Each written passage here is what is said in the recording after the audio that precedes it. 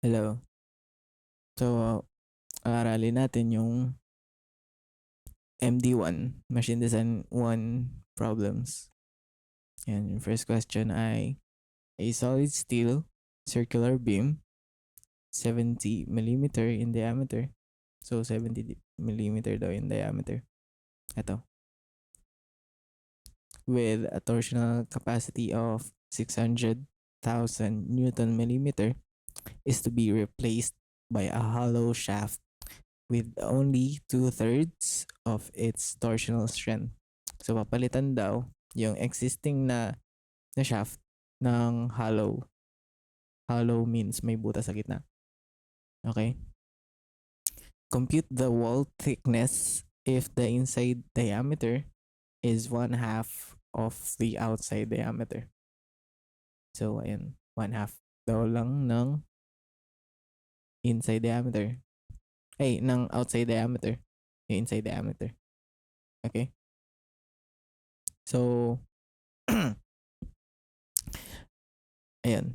First na ginawa natin ay kinonvert na natin lahat into base.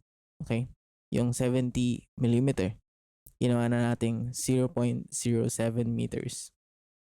Kailangan wala tayong prefix bago tayo mag-solve. Okay? Kasi pag later ka pa nag-convert, ang dami pa pang gagawin. Okay? Tsaka dun nagkaka-error. So, first pa lang, dapat gawin mo muna siyang simple form. Okay? Walang prefix, walang millimeter, walang kilo, walang giga. Ayun. Plain lang. So, ayan, yung diameter ay 0.07 meter.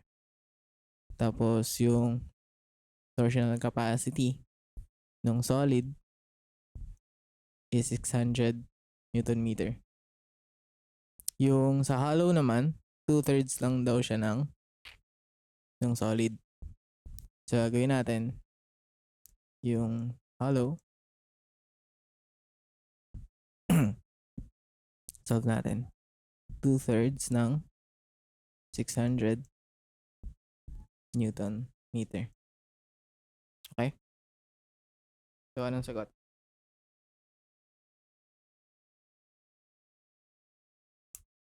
Sagot ay 400.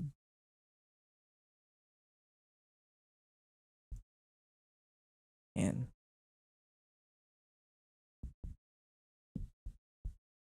So, yung magiging torsional capacity ng hollow is 400 Newton meter. Okay? Set aside muna natin ito dito. Next naman. Kailangan natin gamitin yung formula ng shear stress. Ito. Yan. Gagamitin natin yan para may i-transfer siya sa hollow. Okay? So, ang gagamitin muna natin dito is yung torsional capacity ng solid times yung radius over J. So, alin dito yung gagamitin natin J? Ito muna. Kasi solid pa siya. Ito gagamitin kapag hollow na. Okay? So, itong J, palitan na natin to. Gawin natin pi diameter raised to 4 over 32. Okay? So, gawin natin mas simple. Itong 32, ilagay na natin sa taas. Sa 32. Okay? So, isolve na natin.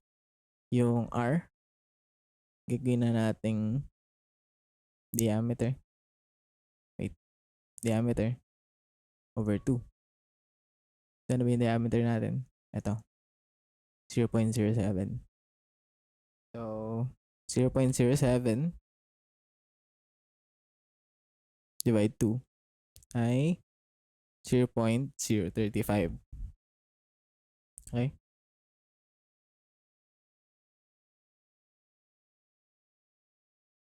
Tapos, multiply by 32. Tapos, yung torsional capacity ng solid, which is 600 over pi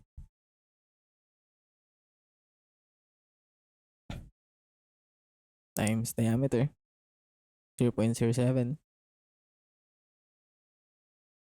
raised to 4. Okay? Compute na lang yan.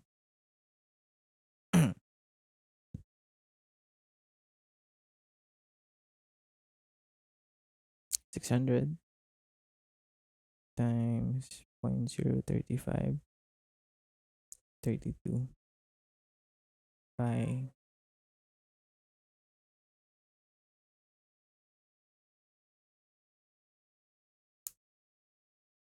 okay, ang sagot ay 89,089,664.745. Ito. Ito ang sagot. Okay? Set aside muna natin siya. Clear na natin to. Next naman, ano nang gagawin natin dito? So, dahil nalaman na natin yung shear stress niya, gagawin na natin ay ililipat na natin siya dito. Okay, sa hollow. So, yun pa rin, tau ng hollow radius over J. Okay? Rearrange natin para maayos. Pero later pa. Wait lang. Yan.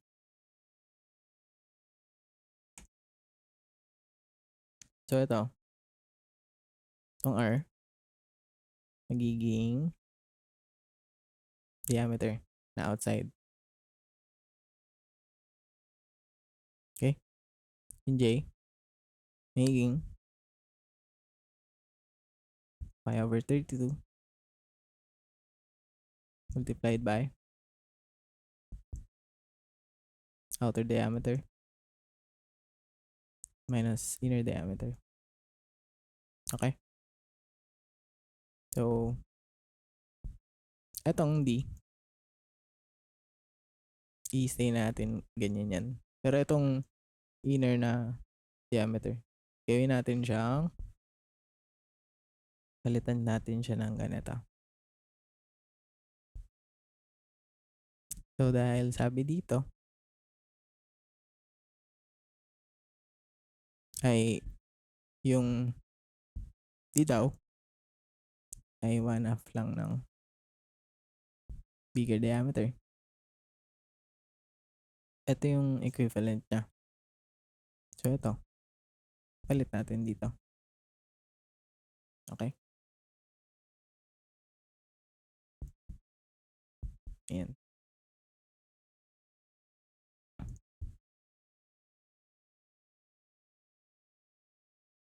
So, plug na lang natin yung mga value. Ito dito. Tapos meron na tayong TH. Ito. Okay? Diameter, yung kailangan nating mahanap. So, shift solve na lang natin yun. Wait.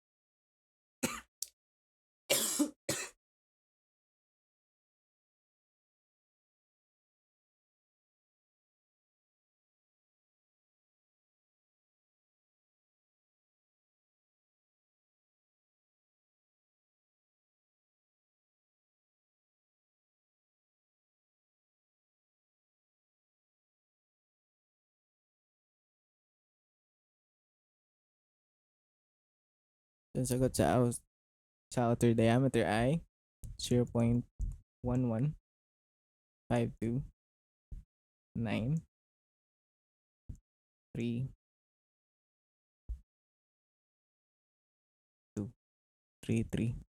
meter. Okay? So, paano mahanap yung thickness na hinahanap ng tanong? So, D daw is minus the inner diameter. Okay? Paano mahanap to? Gamitin yung formula dito. Okay? So, divide lang natin to by 2.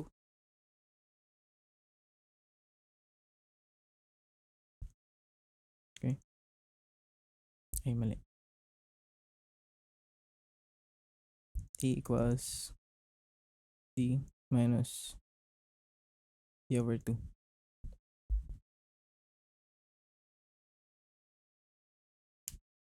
Sagot tayo.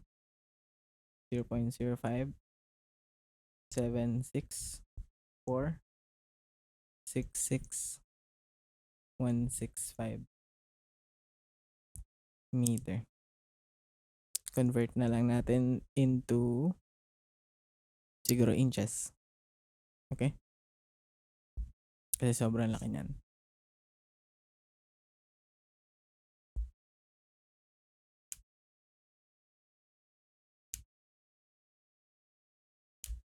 Sagot ay 2.2696 inches. Ayan.